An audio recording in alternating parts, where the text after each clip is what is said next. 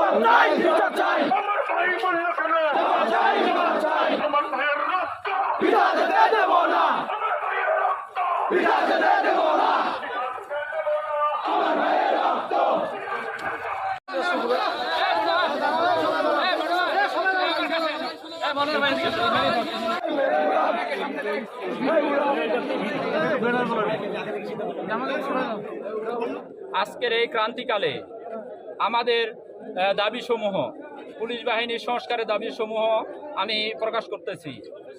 1 নম্বর, স্বাধীন কমিশন গঠন, পুলিশ বাহিনীকে সংস্কার করে দলীয় প্রভাব মুক্ত জনগণের কল্যাণে নিয়োজিত করতে হবে। আমরা যে রঙের ইউনিফর্ম পরিধান করে কলঙ্কিত হলাম, সেই পোশাকের রং পরিবর্তন করে কনস্টেবল থেকে আইজি পর্যন্ত একই ড্রেস কোড হতে হবে। আমাদের সকল পুলিশ সদস্য ও তাদের পরিবারের নিরাপত্তা নিশ্চিত করতে হবে। চলমান সহিংসতায় যে সকল পুলিশ সদস্য আহত ও নিহত হয়েছে তাদের পরিবারকে উপযুক্ত ক্ষতিপূরণের ব্যবস্থা করতে হবে।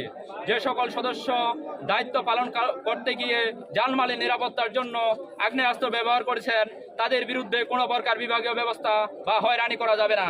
সকল পুলিশ সদস্য সহ অন্যান্য সংস্থার চাকুরির মতো শ্রম আইন অনুযায়ী 8 ঘন্টার বেশি দায়িত্ব পালন করতে হলে তা ওভারটাইম হিসাবে গণ্য করতে হবে। প্রত্যেক পুলিশ সদস্য নিজ জেলার পার্শ্ববর্তী জেলায় পর্যায়ক্রমে পদায়ন এবং বদলির ব্যবস্থা করতে হবে। অধস্তন পুলিশ সদস্যদের সাথে পিআরবি অনুসারে সৌহার্দ্যপূর্ণ আচরণ করতে হবে। বিভাগীয় পদোন্নতির ক্ষেত্রে একবার পরীক্ষায় পাশ করার পর পর্যায়ক্রমে পদোন্নতির ব্যবস্থা করা এবং অধস্তনদের পদোন্নতির বৃদ্ধি করতে প্রয়োজনে সুপার নিউমেরি পদ সৃজন করতে হবে। চলমান পরিস্থিতিতে বাংলাদেশের স্বৈরাচারী সরকার শেখ হাসিনা পদত্যাগ করার পর আমাদের যতগুলো আমাদের সহকর্মী ভাইকে নির্মমভাবে হত্যা করা হয়েছে।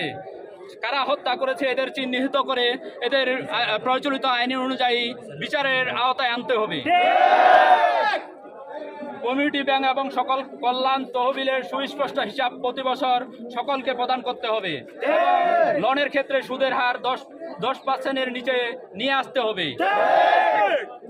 ইন্সপেক্টর হতে ঊর্ধ্বতন কর্তৃপক্ষ চাকুরি হারালে সকলের পেনশন সহ সকল ধরনের সুযোগ সুবিধা পায়, কিন্তু কনস্টেবল থেকে এসআই পর্যন্ত এই সুবিধা দিতে হবে। এবং সারা বাংলাদেশে যে সকল সদস্যদের বরখাস্ত করে রাখা হয়েছে তাদের মানবিক কারণ বিবেচনা করে তাদের ক্ষমাসুলভ দৃষ্টিতে দেখতে হবে। অধস্তন পুলিশ সদস্যদের টিএডিএ বিল যথাসময়ে প্রদান করতে হবে, সোর্স মানি প্রদান করতে হবে এবং অধস্তন কর্মচারীদের ফ্রেশ মানি প্রদান করতে হবে। পুলিশের সকল সদস্য সকল ইউনিটে চাকরি করার সুযোগ করে দিতে হবে। এইসব দাবিসমূহ গেজেট আকারে প্রকাশ করার জন্য আমরা সবিনয়ভাবে অনুরোধ করতেছি। এর সাথে আমাদের যে 11 দফা দাবির মধ্যে এই দাবিগুলো, এগুলো কেন্দ্রীয় সমন্বয় কমিটি রাজারবাগ আমাদের কেন্দ্রীয় সমন্বয় কমিটি 11 দফা যে দাবি করছে, এই দাবি আমাদের পূরণ করতে হবে।